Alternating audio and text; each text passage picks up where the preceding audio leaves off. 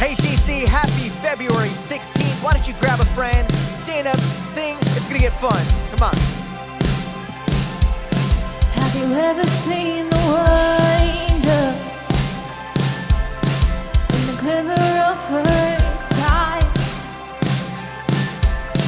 As the eyes begin to open and the blindness meets the light. If we have so said, I see the world in light. I see the world in wonder. I see the world in light, first in a living color. I see the world your way, and I'm walking in the light. Have you ever seen the wonder in the air of second light? Having come out of the water, hold them left behind. Sing it out. If we have so said, I see the world in light. I see the world in wonder. I see the world in light, first in a living color. I see the world your way, and I'm walking in the light.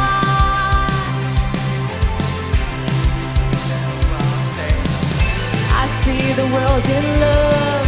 I see the world in freedom. I see the world your way, and I'm walking in the light. Sing, I'm walking in the wonder. I'm walking in the wonder. The wonder. You're the wonder in the light. Wonder in the light.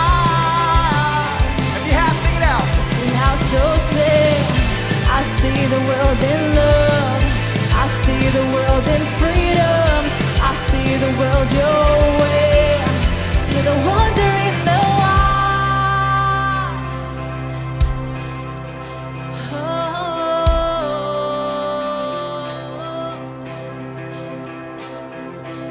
I see the world your way, and I'm not afraid to follow. I see the world your way, and I'm not ashamed to say so. I see the Jesus way, and I'm walking in the light. Oh, I see the world your way, and I'm not afraid to follow. I see the world your way, and I'm not ashamed to say so. I see the Jesus way, and I'm walking in the light. Oh, I see the world in love. I see the world in freedom. I see the world your way, and I'm walking in the light. Sing in the wonder. I'm walking in the wonder. You're the wonder in the wild, turning wilderness to wonder. If we have so say, I see the world in love.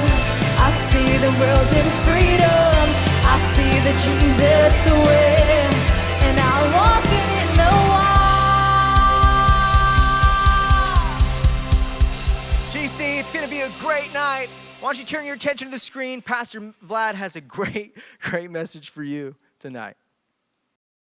GC, welcome back to another week of GC Online. There we go. Guys, this is going to be a regular thing at this point. You thought that was a one-time thing? No. I can do this every week if everybody shows up. But we got everybody in the room today. We got Josh Toll, we got Wyatt, we got Jared, we got Aiden, and we got YG. He's managing the cameras. He's listening to me right now through the headphones. So pray for his salvation. We're believing that he's going to get saved, hopefully soon. But anyway, guys, welcome back. I'm glad you guys have decided to join in once again.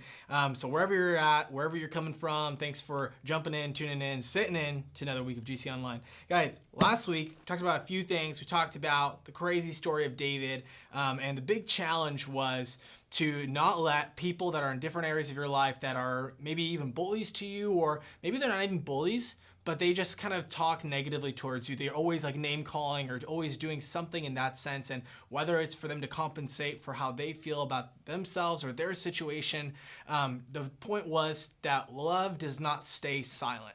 And that when those things happen and that somebody actually speaks like that towards you, you just staying silent doesn't help them and it doesn't help you, because they're still gonna say those things, they're still hurtful to you, and they're gonna continue going down that path of not actually building people up, but hurting people.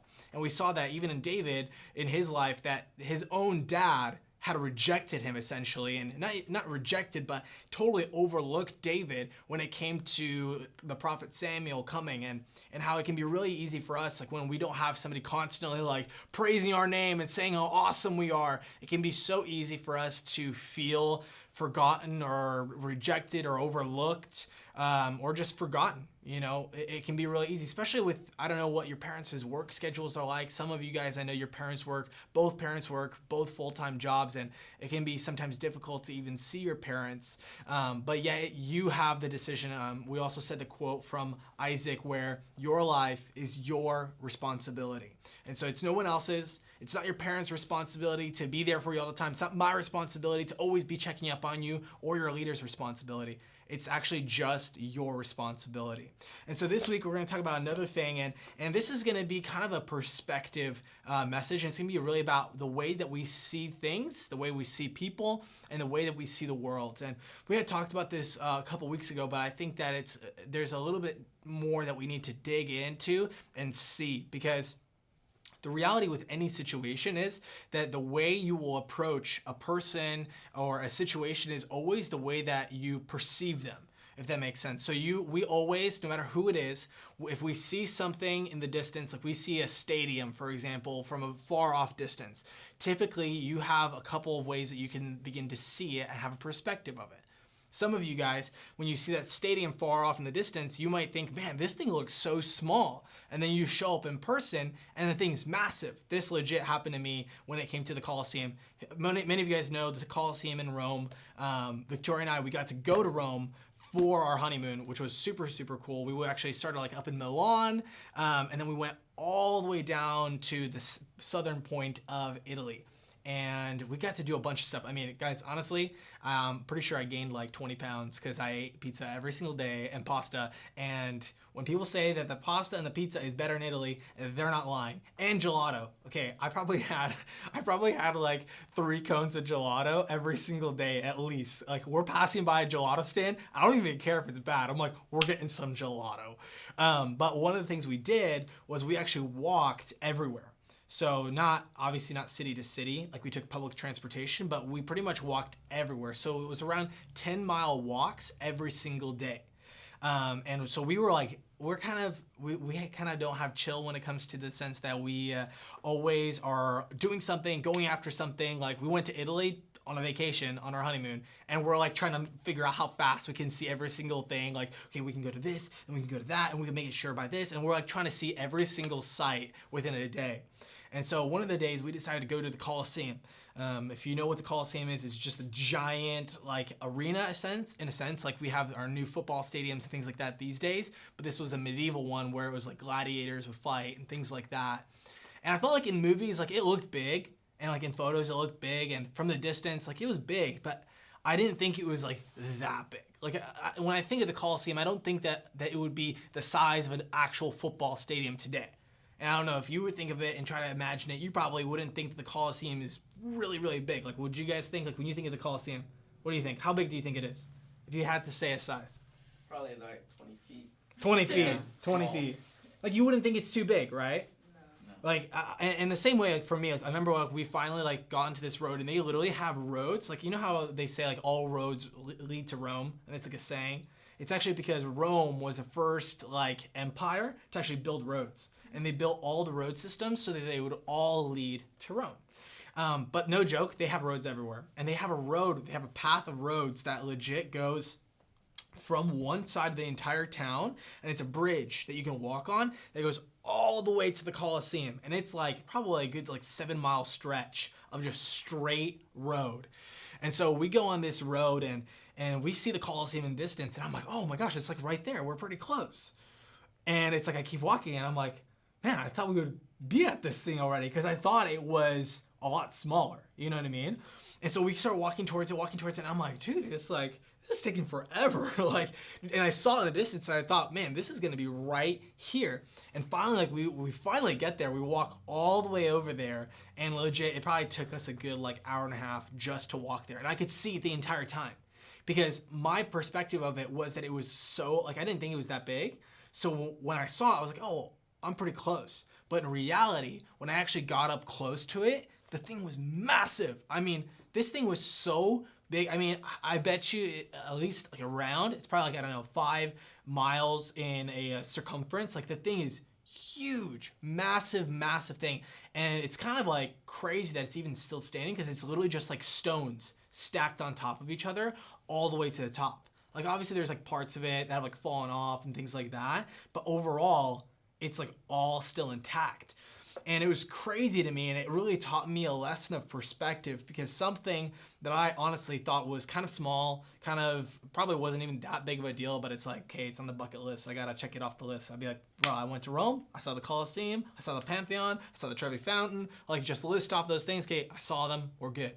And I really didn't think it was even that far off. And a lot of times it comes, that the same principle is in our lives with anything. Whether it be a friend or somebody that's just at school. A lot of times our perspective of that individual, or of even how somebody is acting or reacting, can really change the way that we perceive them. And so the way I'll explain, I mean, honestly, if I knew how far away the Colosseum was actually gonna be, I probably wouldn't have decided to walk all the way there, and I probably would have just paid for a taxi. Because I've shared this story before, but this was right before my wedding. I actually almost broke my leg in half. I don't know if you guys knew that, but I think I told you guys that before. I literally, my entire leg and knee almost totally snapped the opposite way. And my entire heel was like shaved down because of a little tiny mishap that we had during my party. And pretty much I had to walk with an open wound on my heel. I walked everywhere with this knee messed up. I had a crazy brace, like it was like crazy tight on my knee, and then all this stuff. And I honestly, if I knew any better, I would have 100% just taken a taxi and paid him like whatever, $5 to get me across town. But instead I took it the hard way, simply because of my perspective. And this is a lesson to be learned in our lives, because if we allow ourselves to live based off of our perspective alone, a lot of times we're doing things actually the hard way. And a lot of times God has things for us that are much easier and much better. And specifically what we're gonna lean into today is our perspective of people. Because there's 2 different ways that we can view people in this world. We can view people just like anyone else, where it's like, okay, I'm a person, you're a person, we're people, like you're a human, I'm a human, and that's it. But then there's another perspective that the Bible talks about. And it basically talks about a perspective of being able to know somebody once they've gotten to know Jesus. And I don't know if you ever experienced this. I mean, when you guys, for example, got a couple people in the room, remember, when you guys first had your experience with Jesus, like, do you all feel like you had an experience with Jesus where you've encountered him? Mm-hmm. So once you've had that, did your life change in any way? Was it the same? So Aiden, you're nodding your head yes. So what changed? Well, I started seeing things a lot clearer. Like, I knew what choice I had to make when it came to hard decisions, because I would start listening to God. And at first, like, I mean, this happened though when I was really little, so I've been able to kind of open up more, because I've been following him for a couple years now. Yeah. And I just remember the night when my grandpa, I was sitting on his knee, and he basically, like, he just showed me Jesus and showed me how to follow him and stuff. And wow. Ever since then, I've been, like, more open to following him and how to follow him and stuff. Super cool. I think a key that you just said there is that things became clearer. Mm-hmm. And I think that this is the biggest difference, one of the biggest things that's a difference when it comes to having a perspective from God. Because one of the scriptures that we see in the Bible, it says that God's thoughts are higher than our thoughts, that they surpass our thoughts. And the way that I always picture it, so if you had a maze, like it was a 3D maze, there's no other obstacles, it's just literally walls that are up. when you look at the maze at eye level, everything looks like walls. Like you really don't know where you're going. You have no idea what you see, what you don't see.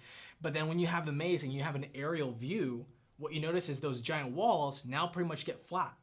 And what seemed like giant walls now could just seem from a perspective of above like just a little step.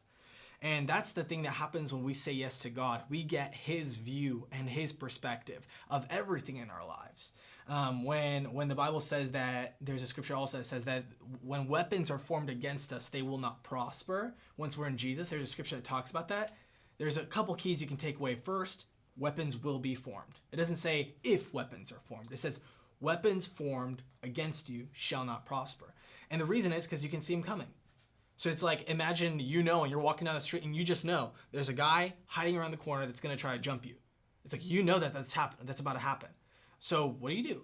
You have a choice. You can keep walking on the path and think like, oh, I can do this. I'm stronger, whatever. I can mess him up because I know. Or you could just take a different path, right? And so the same thing goes in our lives with Jesus and God. And so when you even said, Aiden, that things became clearer, that's what our lives can begin to look like once we say yes to Jesus. So these are the two perspectives. We have that cloudy where it's like not everything's very clear. You don't totally know where you're going, what you're doing in life, to when you said yes to Jesus, you have this clear perspective. And the Bible actually talks about this in 2 Corinthians chapter 5. And in verse 16, this is what it says. It says, from now on, we do not know anyone from a worldly perspective. And I'll just stop right there real quick. From now on, we do not know anyone from a worldly perspective. Like, what do you think that, I mean, this is not a lot of context, but if you had to do a guess, tell me, what do you think that means? That we do not now know anyone. It doesn't say just believers. We don't know anyone from a worldly perspective. What do you think about that? Probably like you don't know anyone until you go with Christ, I guess. Like more of the sense of like until you view yourself as God does and how you view things around you as God would, you won't begin to understand how other people are in a way like that. Yeah, I mean, you said a couple keys there. I think one of the things is that the way that you view yourself, probably even Aiden, like before you said yes to Jesus and then after, you probably saw yourself in a different way. Mm-hmm. You saw yourself the way that God saw you. And the key is that God didn't just all of a sudden begin to see you that way because you said yes to him. He always saw you that way because that's how he created you to be. And so the same thing goes for every person in the world. Every single person in the world, God created them. And he sees them the way that he created them, despite how they're acting, despite any hardships that they've gone through, the most difficult and most terrible people in the world. God still saw them the way that he created them, despite their actions. And so the key here is that we from now on, once you said yes to Jesus, once we said yes to Jesus, like you said, the clarity, that clarity is actually meant to be used to begin to see other people that very same way. One of the things I've said before is that if you ever wonder how God views somebody, is just asking yourself, how does God view me? And that answer applies the same way to that person. It might not be to the exact degree where you're called to the same thing, but he still loves you and you and you and you and me and YG, all of us, the exact same way. And so what this verse begins to go on to say is that it says this in verse 17. It says, therefore, if anyone is in Christ, he is a new creation. The old has passed away and the new has come. You guys might remember our camp. I don't know if you guys were all in camp when we did New with Carter. It was 2 summers ago. And in this time where the important thing is to remember that everything becomes new, but our focus, our clarity, what you were mentioning is the key.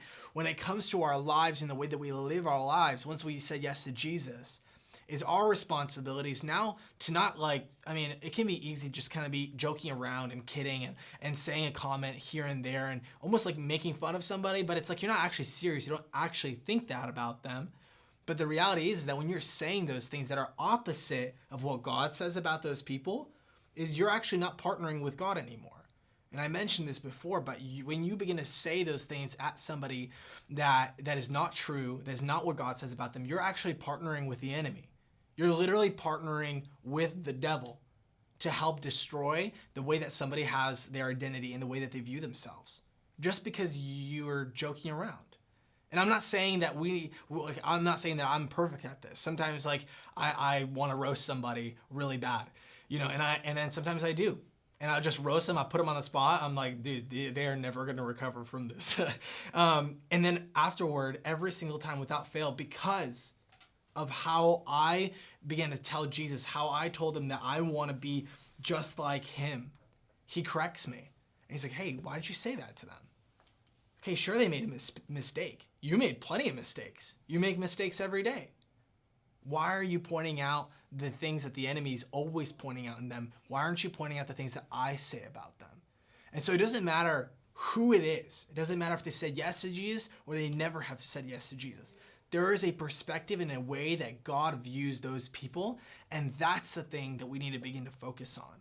And so I want to challenge you guys in this because, again, last week the challenge was if somebody's mistreating you to call them out and tell them, because here's the thing, when they're mistreating you and they're speaking poorly of you, a lot of times they actually don't view themselves very highly.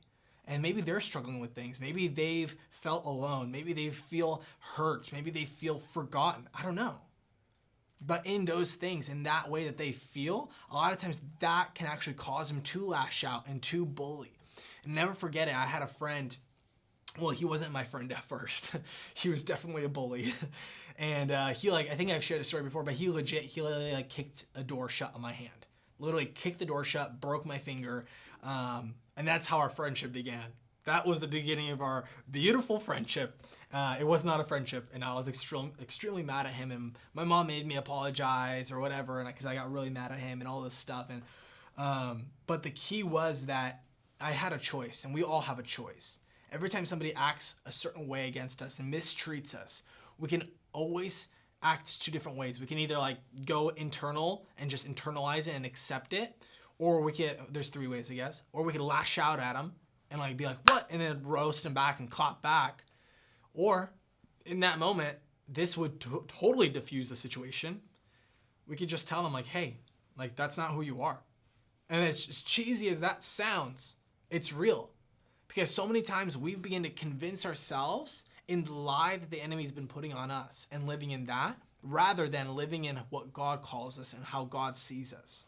And so I want to challenge you guys in that. And if you're somebody that would say like, well, I don't really know what God says about me, that's where the Bible comes in. Because here's the thing when it comes to the Bible. It can be treated like a book that's on a shelf, or just you have in your backpack a book that's just there.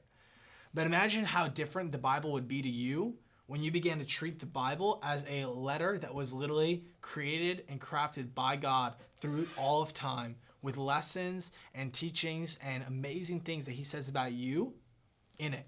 Because that's what it is.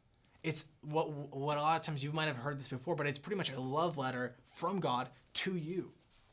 And it's amazing and it's beautiful because every single time God says something about somebody in the Bible, the reality is that he's actually saying that over you too.